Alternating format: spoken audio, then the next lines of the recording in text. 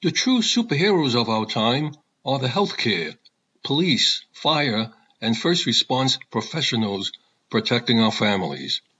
At 7 p.m. each day, thousands of New Yorkers open their windows, clapping, shouting, whistling, banging on pots and pans, more to show our appreciation. If you are listening to this program, live streaming on the internet, at the end of this program at 7 p.m., open your windows and show your appreciation for these workers. I'm Hank Key and my colleague is Joe King. Today is April the 15th. No, your taxes are not due yet. They changed it to July 15th. However, if the government owes you money, you want to file it right away to get your money back. Welcome to the Personal Computer Show. Do you know who has your personal data? Do you know how Facebook, Google, Amazon, and other big tech companies are using your personal data? Our website is pcradioshow.org. We are heard each Wednesday at 6 p.m. Eastern Time on prn.fm, streaming on the internet. Podcasts of the programs available on prn.fm, on the internet, and pcradioshow.org. To listen to the live program on the telephone each Wednesday at 6 p.m. Eastern Time, the number is 641-793-7091. You can leave us a message with your question or comments at hank@pcradioshow.org.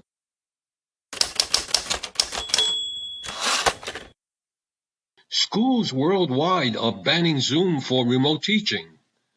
As reported last week, officials in New York City said schools are not permitted to use Zoom for remote teaching, citing security concerns with the video conferencing service.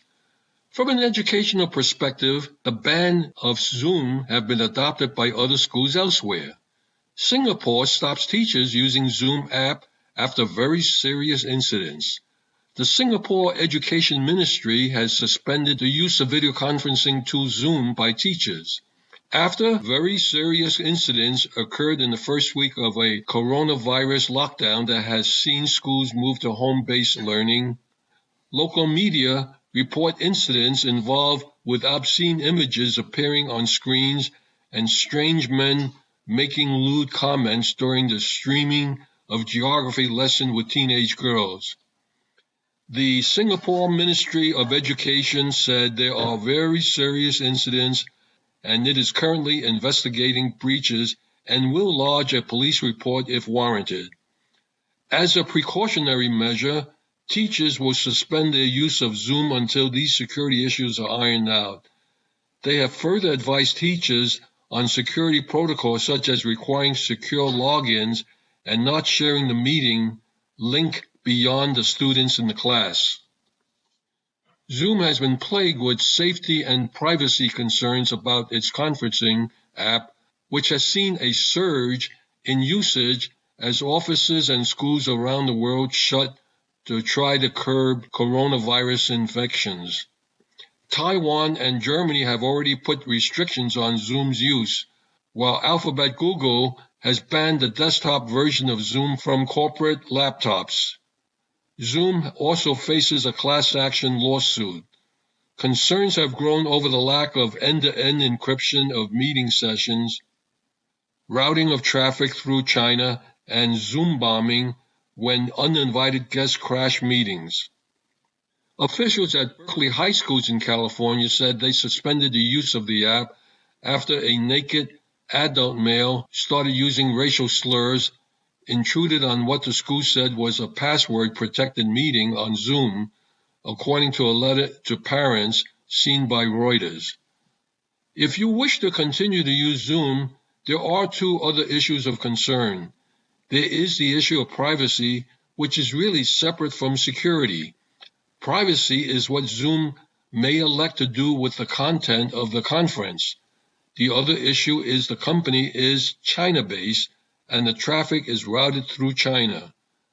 At the beginning of each show, I ask you, the listeners, do you know who has your personal data? Do you know how they are using your personal data? Besides Facebook, Amazon, Google, and Microsoft, I'll have to add China to that list.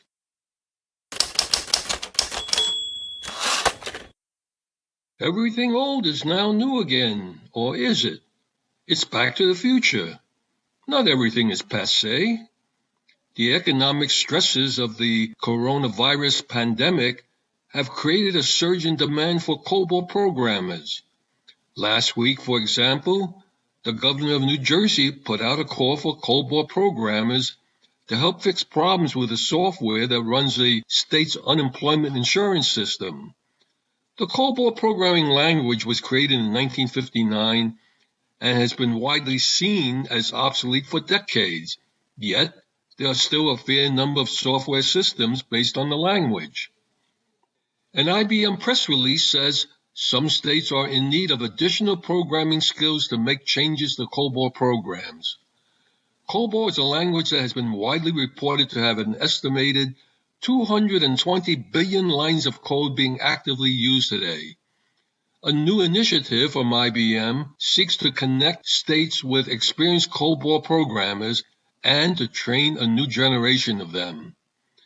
In the midst of the COVID-19 global pandemic, IBM clients are facing unprecedented circumstances. A new online forum, co-sponsored by the Open Mainframe Project, aims to connect COBOL programmers to people wanting to hire them. Several hundred COBOL programmers, some with decades of experience, others just learning the language, have submitted their information to the site. A second forum is being actively monitored by experienced COBOL programmers, providing free advice and expertise during the crisis. This tool will allow all levels of programmers to manage issues, learn new techniques, and expedite solutions needed as programmers alter this critical code. IBM is also working with a free COBOL training course. The company has posted some material to GitHub. Though it falls short of a full COBOL training course, IBM's announcement says that the material will be made into a self-service video course for hands-on labs and tutorials available via courses and other learning platforms next month. I started my programming experience back in 1960 with machine language programming. You had to know the structure architecture of each instruction in the hardware to write the program. I then moved on to use assembly language to write the program. The assembler generated the machine code specific to the hardware. This evolved into the use of a compiler in which programs are written in a portable language that in turn compile into machine code to run on specific computer systems. This is akin to writing a program that is portable, that when compiled with a code generator, to write a program that can run on an Intel x86 complex instruction set processor that is different from a RISC processor, which stands for Reduced Instruction Set Computer. For those who have written programs, picking up a different language to write programs should not be an obstacle at all. It may not be feasible to train new COBOL programmers in time for them to help with urgent problems like New Jersey's creaky unemployment insurance system, but it doesn't look like COBOL will be going away anytime soon. And today's most experienced COBOL programs are not getting any younger. However, COBOL programs are now in very high demand. Wanted urgently people who know a half-century-old computer language so states can process unemployment claims. In New Jersey, Governor Phil Murphy has put out a call for volunteers who know how to code the decade-old computer programming language called COBOL, because many of the state's systems still run on older mainframes. In Kansas, Governor Lori Kelly said the state's Department of Labor was in the process of modernizing from COBOL, but then the virus struck. So they're operating on really old stuff, she said. Hey, but the old stuff works. Connecticut has also admitted that it's struggling to process the large volume of unemployment claims with its 40-year-old system comprised of a COBOL mainframe and 4 other separate systems. The state is working to develop a new benefit system with Maine, Rhode Island, Mississippi, and Oklahoma, but the system won't be finished before next year.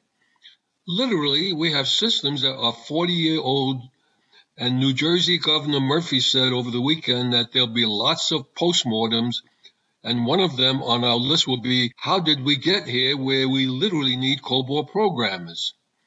For instance, with more than 360,000 New Jersey residents filing for unemployment in the past 2 weeks, the 40-year-old mainframes that process those claims are being overloaded. Coders have moved away from the aging language. COBOL, which stands for Common Business Oriented Language, is a computer programming language that was developed back in 1959, according to the National Museum of American History. It's a programming language that was used to create a very significant percentage of business systems over the periods of the 60s, the 70s, and even into the 80s.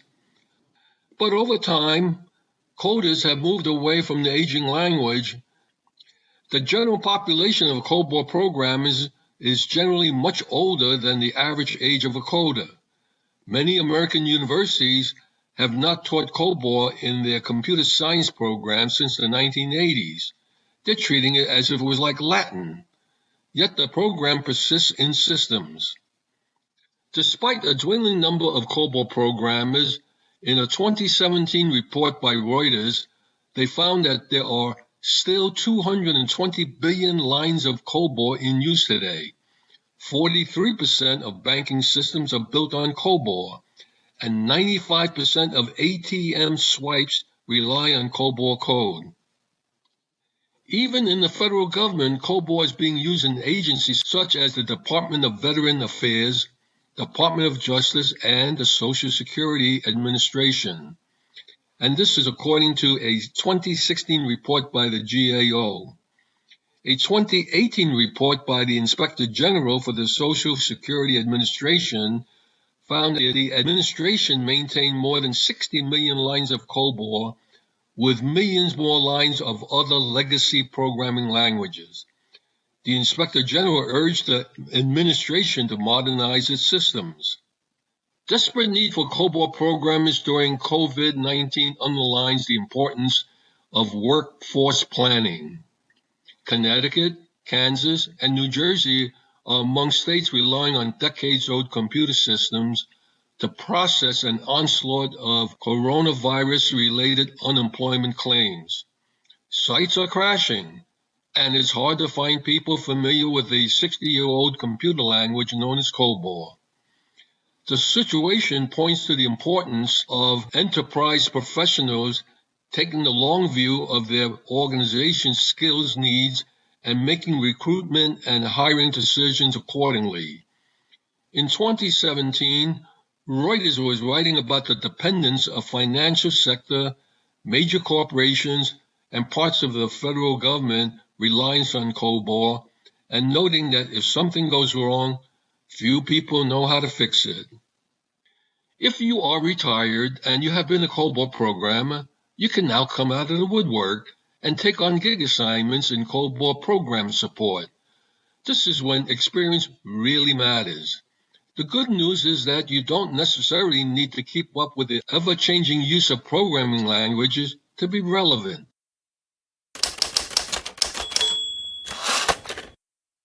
How has New York State been handling the unemployment? New York State officials have revamped and rebooted the website for unemployment insurance applications last Thursday to handle the flood of coronavirus-related benefit applications that had overwhelmed the system. The state's Department of Labor reopened its online application portal with a new streamlined version. A spokeswoman said when New Yorkers logged into the Department of Labor system, they will find a new, improved, and more user-friendly application, allowing them to better access the benefits. Laid-off workers will also no longer be required to call in to complete the application process, but will instead get a call back within 72 hours. The lockdown of non-essential businesses that the governor ordered March the 20th had resulted in about 100-fold surge in unemployment filings, and it crashed the system. The state was employing 1,000 people to process the applications. Before the COVID-19 crisis, the State Department of Labor had about 400 people handling jobless filings. The state was working with Google on the new website. It's streamlined, and there are fewer questions, and once you get to the end of that, you successfully filled it out, it's going to say, you are finished with the application process.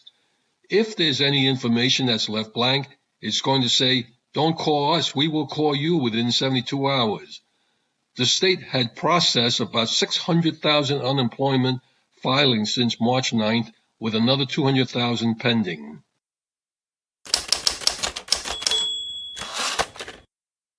When it comes to browsers, I have used Safari, Brave, Microsoft Edge, Firefox, Chrome, and Opera. And I've been bouncing back and forth between one and the other, and lately I found that Chrome is kind of clunky. In other words, it runs pretty slow. So I've kind of switched over to Firefox for the past couple of months.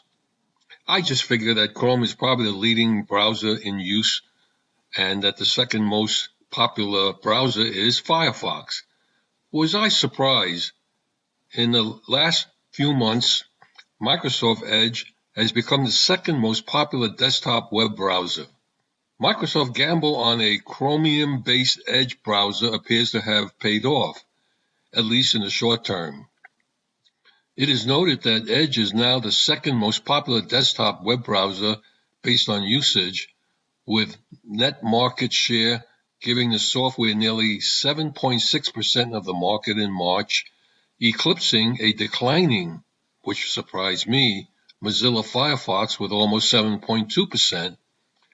Edge is still far behind Chrome's 68.5%, but that's no mean feat for a browser that wasn't even 3 months old. It's not hard to divine why Edge might grow so rapidly. Its status as Windows default browser helps, as does Microsoft overall clout. However, it also helps that the Chromium-based version eliminates many of the complaints about the old version of Edge running on Microsoft's own engine, such as compatibility, speed, and the range of available extensions. The old software had a reputation as a browser you use solely to download other browsers, which I had been doing.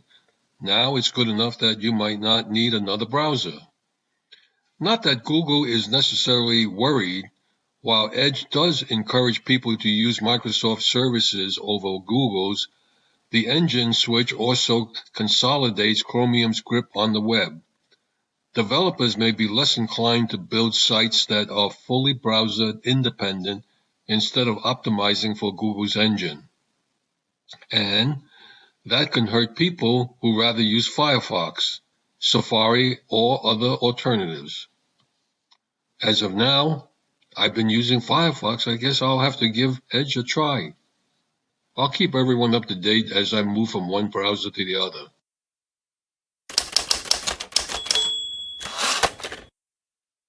Apple's new iPhone is getting a major redesign according to a new Bloomberg report. This fall's iPhone is said to look like Apple's latest iPad models, albeit in a smaller form factor with angular size and a flat screen.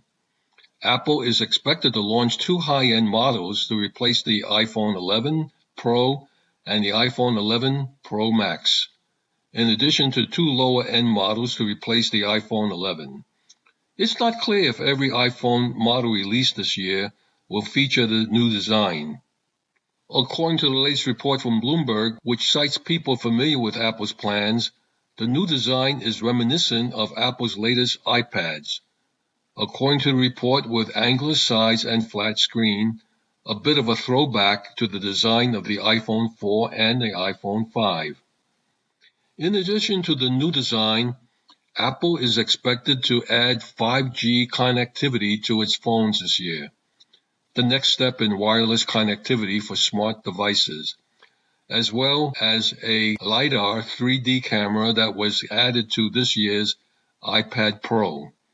With 4 new iPhone models expected this fall, It's unclear which features will make it to which model, but the higher end and replacements for the iPhone 11 Pro and iPhone 11 Pro Max are expected to get everything new. At least one model, the replacement for the iPhone 11 Pro Max, is expected to get a slightly larger screen than the 6.5-inch screen it already has. Apple is also said to be making progress on reducing the size of the notch on the front of the screen that currently houses the phone's speaker, front-facing camera, and Face ID technology. It's going to be interesting. A miniature iPad with phone capability? How do I put it in my pocket?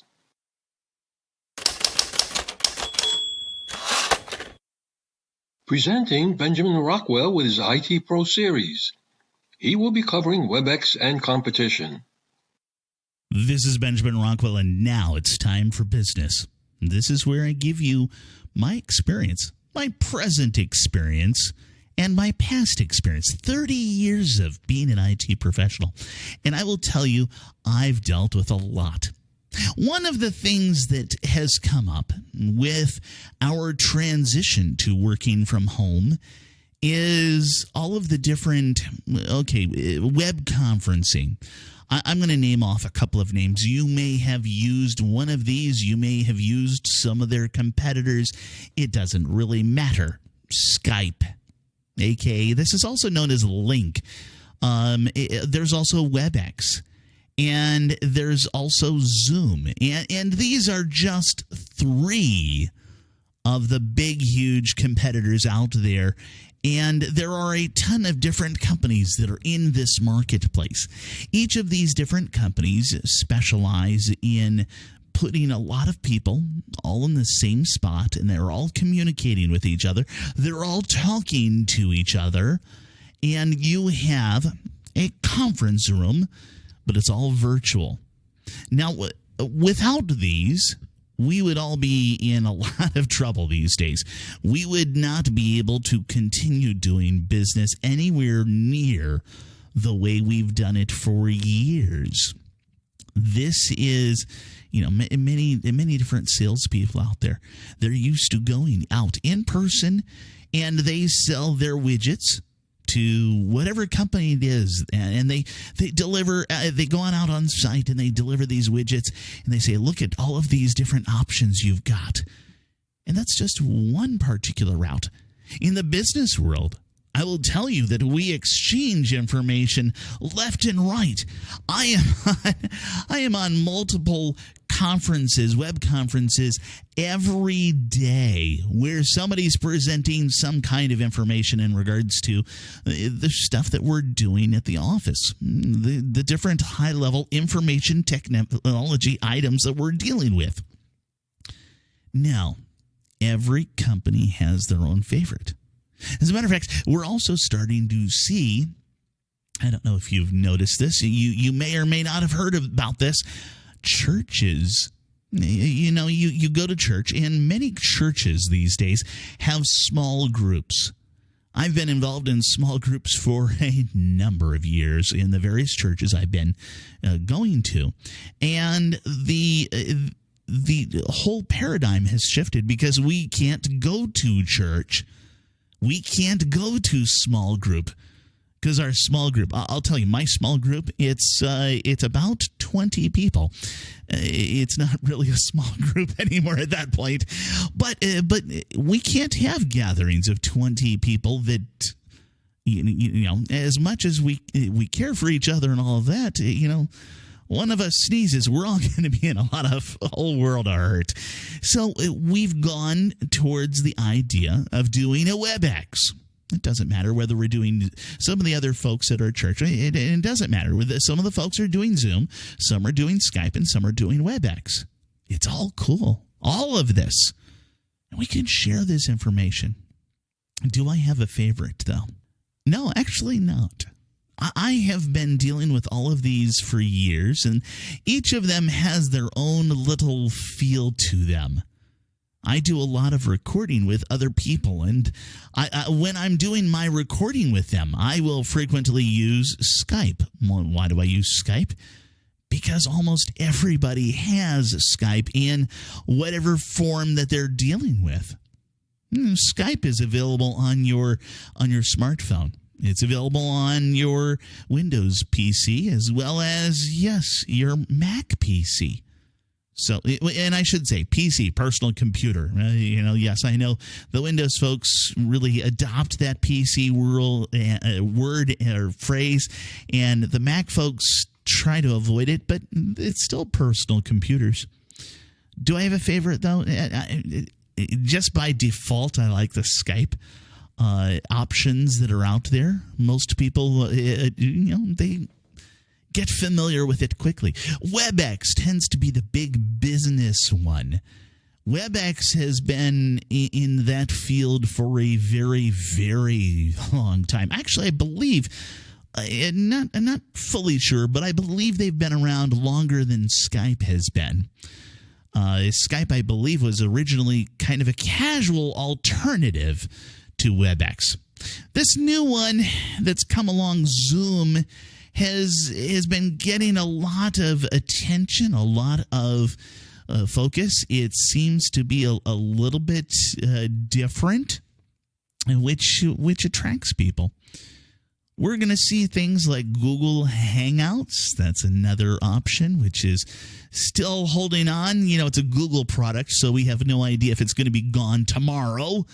Look, I want to encourage you. Utilize these different options to reach out to not only people from your church, but people in your family, people at work. Yes, definitely. Because in this new paradigm that we're dealing with, you are going to want to see people in person. You're going to want to see them, even though you can't have physical contact. Seeing a smiling face, seeing somebody on the other end that cares about you, or is, they may be a matter of 1,000 or more miles away. Embrace the new technology that allows us to really, really communicate face to face. We didn't have this ability a matter of 30 years ago. We didn't have any of this 30 years ago. So just imagine, the last time we went through something major like this was 100 years ago. That level of isolation that some people felt back then, yeah, I know we're feeling isolated now, but they had it a lot worse than we did. This is Benjamin Rockwell. Back to you, Hank. Thank you, Benjamin.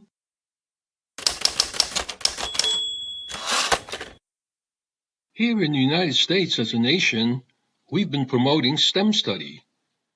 You can imagine the impact of STEM on the economy just by looking at the companies and products revolutionizing our lives. There is Google, Facebook, Apple, Amazon, Microsoft, and the list goes on and on. STEM powers all of them. STEM stands for science, technology, engineering, and mathematics. 74% of middle school girls express an interest in engineering, science, and math. That's a good number, but only 0.3% choose the computer science as a major when they get to college. Women make up only about 18% of computer science undergrads, even though women earn roughly 57% of all bachelor degrees. Only about 18% of undergrad computer science degrees go to females.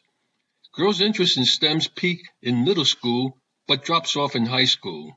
A Microsoft survey conducted in Europe found that girls gain interest in STEM at age 11, but then lose interest at age 15. The combination of social factors and lack of access can be understood as culprits. Thus, women are vastly underrepresented in STEM. When I visited in China, the big push in education was English and STEM. The College English Test, better known as CET, is a national English as a foreign language test in the People's Republic of China. It examines the English proficiency of undergraduate and postgraduate students in China. To succeed, Chinese students in the middle school must learn to speak English. Dina Schlesinger has been tutoring a young student in China in Speak English. Dina is an ESL or English teacher in New York City. Dina, how did you get started remote tutoring a young student in China? After advertising to tutor students in English, a woman emailed me that she would like me to teach her son online. I told her I'd like to meet her son before tutoring him online. She answered, "You can't. We're in Beijing." What made you interested in this? I started to teach ESL and found it very satisfying. What inspired me is that my parents came to America from Europe during World War II, and they told me how happy they were to learn English, that learning English led them to a good life. You are presently tutoring a young girl in China. What is her name? And how old is she, and where does she live in China? What grade is she in China? Elizabeth is 14 and in the 9th grade. She lives in Beijing with her family. When I contacted her online, she could barely speak a word in English. We had weekly online lessons for 4 years now. We can have whole conversations in English, and she can clearly express herself. We established a personal relationship even though we never met in person. Elizabeth wants to learn English because one day she wants to study art at an American university. Elizabeth feels English is easier to learn than Chinese. Most Chinese students are required to learn English because it's become an international language. When I started to teach online, I was the only one of my teaching associates to do so. The current pandemic has accelerated online education worldwide. Education will never go completely back to brick-and-mortar schools. Even now, when schools are closed in China and education is all online, Elizabeth studies English 5 times a week, and math and science even more. Elizabeth says that math is important to learn for logic. She doesn't like to study science very much, and she's allowed to take other courses in place of science. Elizabeth excels in art and wants to be an artist professionally one day. Dina, you were able to get permission to have her interviewed by us, and we'd like to hear her point of view about study in China. And somebody wanted to know, when you have school, how many times a week do you have English classes? We have for 1 week we have 5 days working school, and we have also 5 times a week to study English in school. Wow. So that is 1 day for 1 class. I understand. And why is English important, do you think, for Chinese students to learn?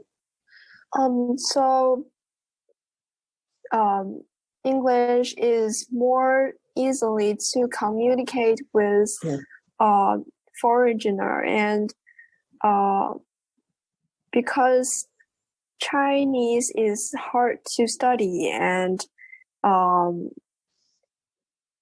the people who use Chinese are more a lot about Chinese people, and other countries' people will never use our country's language because it is very hard. Yes, it is. Yes. But English is like a national communicate language, so we need to use that communicate with each other on some national when we talk about some foreign. Yes, it's not national, it's international when you talk to other countries. Yes, I understand totally what you're saying. Yeah. And it's a very good point. How many times a week when you have school do you study math and science? More than English or same? More. More. And why are math and science important for Chinese students? Actually, I'm not sure why, but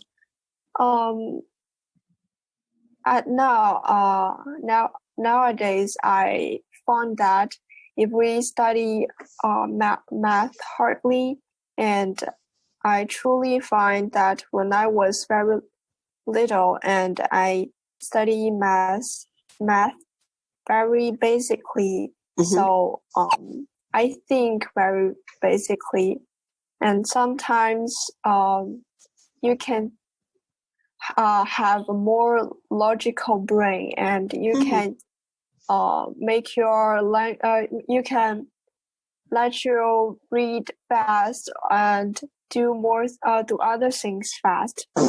When you know math and science, huh? Yes. And why is it important to study science?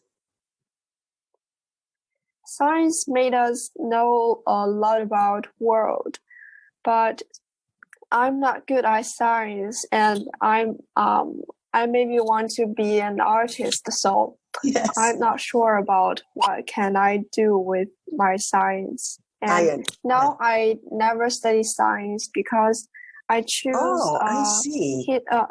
I choose other subjects, so I study other things. Oh, that's interesting. I was like that in university. What other things do you study instead of science? Like we have history class and political class. Yes. And how do you say that?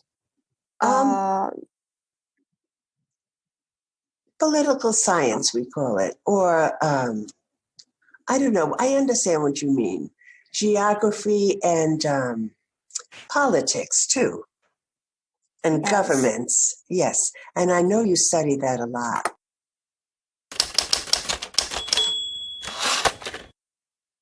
Thank you, Dina, for arranging a very enlightening interview with Elizabeth.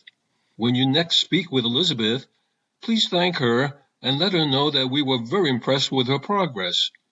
It seems that it is fairly universal that there are many young women interested in the study of STEM at a very early age, but as they enter the university level, their interest shifts to the study of the humanities.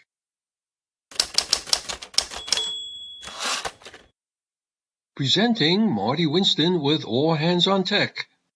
The outlook is cloudy, at least that's what he says. I think he has his head in the cloud.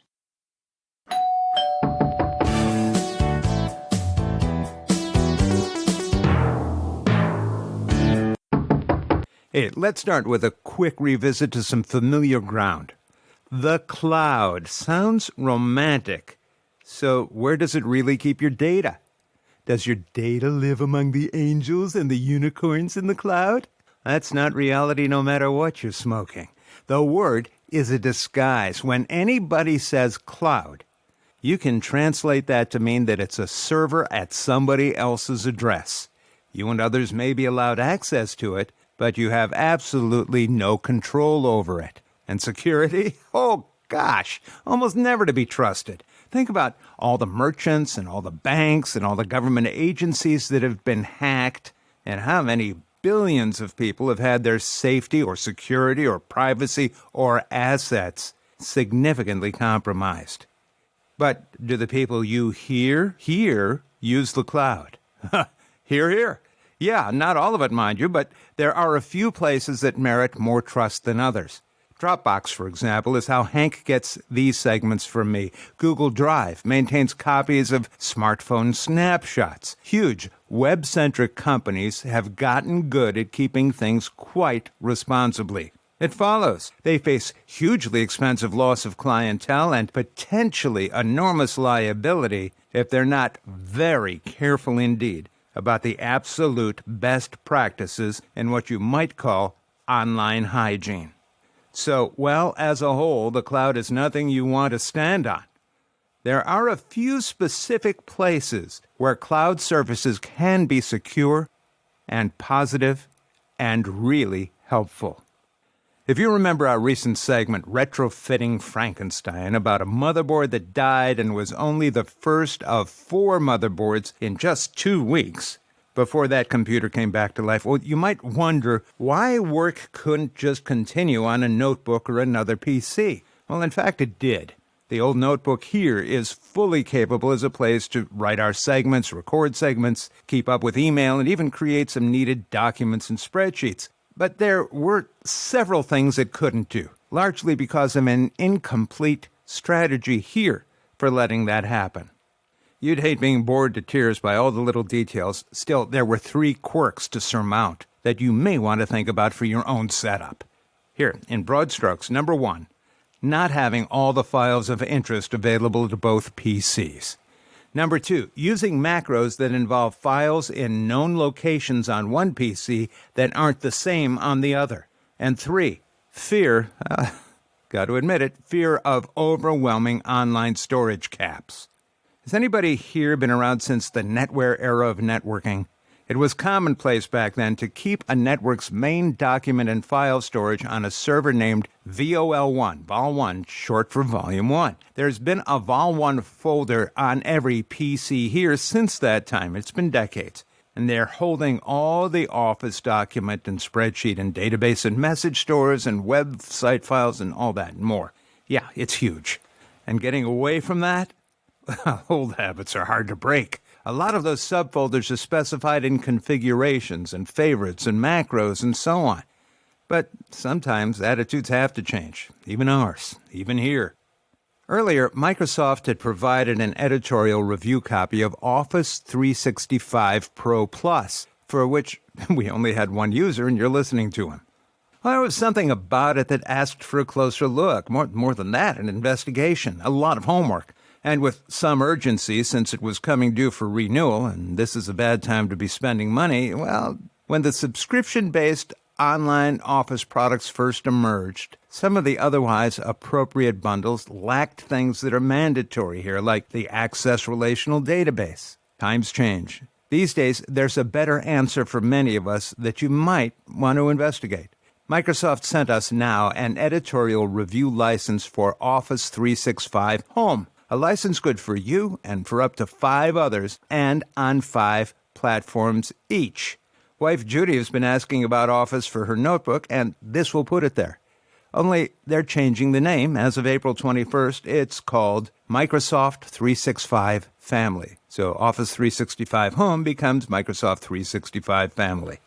Sure, this offering has a broad set of the apps: Word, Excel, PowerPoint, Outlook, OneNote, Publisher, Access, and more. It delivers a full, so-called premium version of those applications. But it also comes with 2 other noteworthy pluses. One is an allowance of up to 60 Skype calling minutes each month.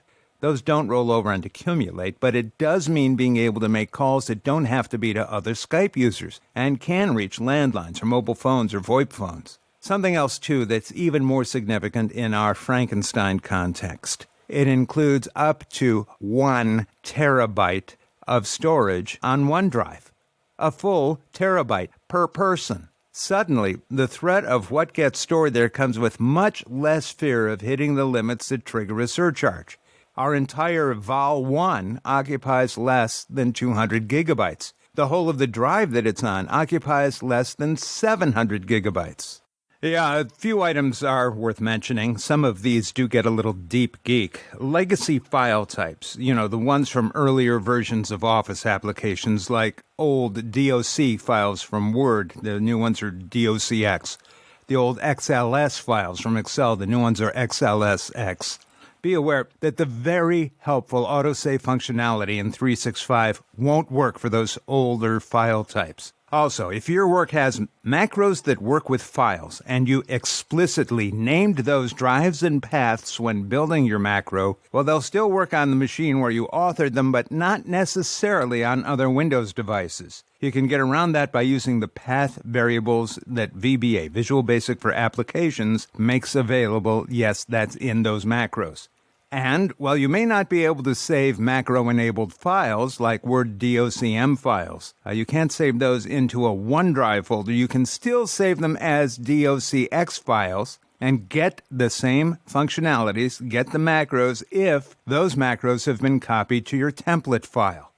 You'll want to know that OneDrive has a vault facility for selected files with sensitive information. Access to whatever you store there will require two-factor authentication, but that's easy if you're really you. Use that vault facility for your sensitive stuff. And backups. With a full terabyte available, you could use OneDrive as an off-site backup, but be sure to prevent the backup from syncing with your other devices. They'll choke. Also, if you decide to set that up anyway, don't count on it being quick. Here's a good example. If your internet speed allows 100 megabit downloads, it may only offer 10 megabit uploads. And at that speed, every 100 gigabytes you want to upload will take at least 22 and a half hours to get there. And that's only if everything keeps running uninterrupted at full speed. Listen, I still like what OneDrive can do, and I can work around what it can't do. But there is a lot of didn't know that to work through. Maybe you'd like to write one of those books about, OneDrive for morons or something. Anyway, don't let the numbers make you crazy. Having that much space available doesn't necessarily mean that putting the bulk of it onto OneDrive is a good idea. Two factors to consider. One of those is your internet speed. The initial upload terabyte really will take a very long time indeed, as will any operation that has you working with those online files instead of local copies. You got to pull them back down, then that takes whatever bandwidth, whatever speed you've got.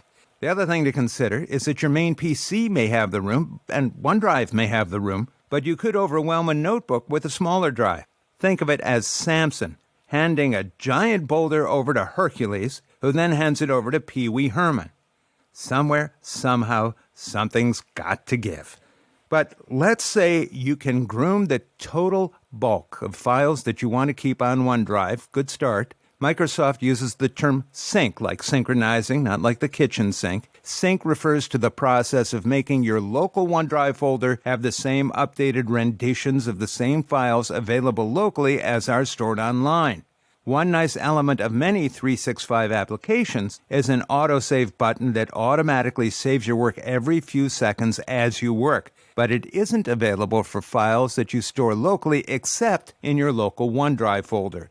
So let's say you do save it there. Yes, the sync process will upload a copy of that updated work onto OneDrive online, and it will put the updated work that reaches OneDrive online into the local OneDrive folders of any of your Office 365 connected devices whenever they're online. But be careful about your assumptions. It isn't quite immediate. Typically, it's 3 minutes or less from your PC to the cloud, and another 3 minutes from the cloud to another active connected device. Longer if you've got a slower connection. Still, not bad. One of the mainstays of our kit of utilities here is a product called Double Image. One of those things you set up once that then runs automatically forever and handles chores that would ruin your weekends.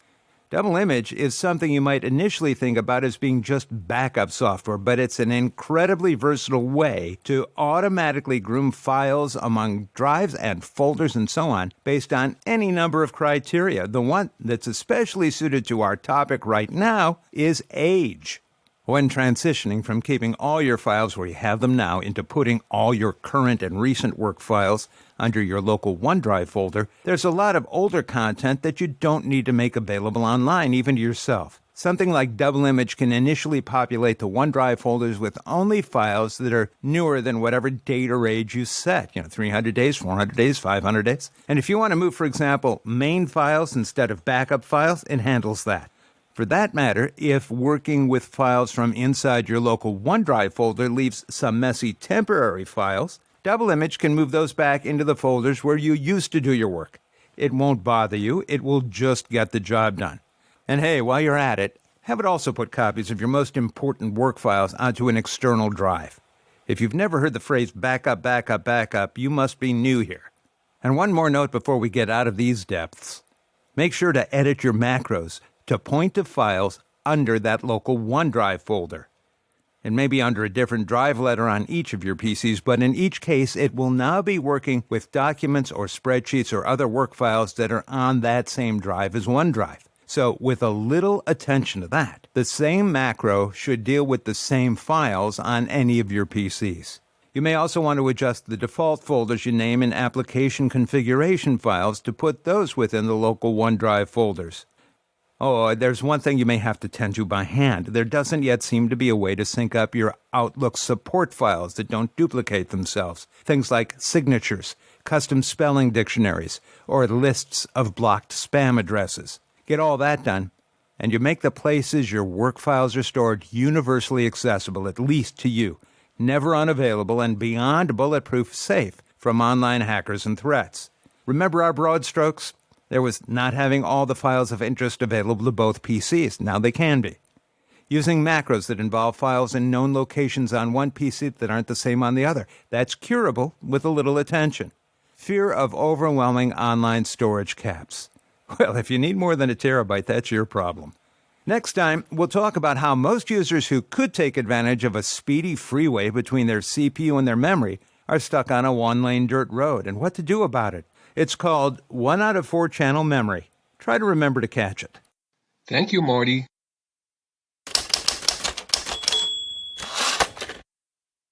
At this point in the program, we generally make public service announcements of computer club meetings in the New York, New Jersey, and Connecticut tri-state region. The computer clubs have random access sessions at each of these club meetings. If you have any questions or need for technical assistance, the club members are more than happy to assist. All these club meetings are open, free to the public. However, at this time, because of the coronavirus stay-at-home order, all the computer clubs have canceled their meetings. However, you can go to our website, pcradioshow.org. We have the computer clubs listed, and if you go to the website, you can check when they do schedule a meeting, and some of them are holding remote virtual meetings, so you may be interested in following up on them. If you are listening to this program, live streaming on the internet, at the end of this program at 7 p.m., open your windows and show your appreciation for these workers. Our website is pcradioshow.org. We are heard each Wednesday at 6 p.m. Eastern Time on prn.fm, streaming on the internet. Podcasts of the program is available on prn.fm on the internet and pcradioshow.org. If you have any questions for us, just send us an email addressed to hank@pcradioshow.org. In the meantime, stay in touch and remember to do regular backups and heed the guidance of staying at home for this period of time during this crisis. I'm Hank Key, and on behalf of Joe King, Michael Horowitz, Marty Winston, and Benjamin Rockwell, we thank you for listening. Stay safe and healthy, and remember, keep 6 feet apart, and until we meet again, same time, same station next week.